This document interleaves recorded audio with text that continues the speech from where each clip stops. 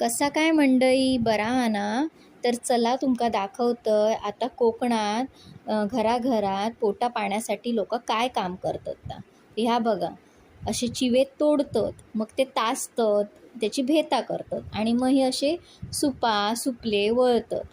हे बघा किती बारकाईने हा काम केला जाता. गावातली जुनी जाणती माणसं अजूनही हा काम खूप आवडीन करतात.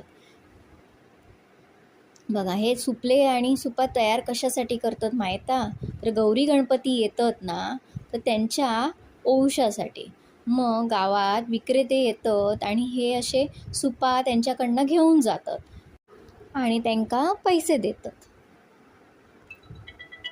तर मंडळींनो, तुमका जर आमचे ब्लॉग आवडत असतील तर नक्की लाईक करा, सबस्क्राईब करा आणि सपोर्ट करा मंडळींनो. कोकणातले असेच काही गमती जमती मी तुमच्यापर्यंत पोचवायचे नक्कीच प्रयत्न करेन.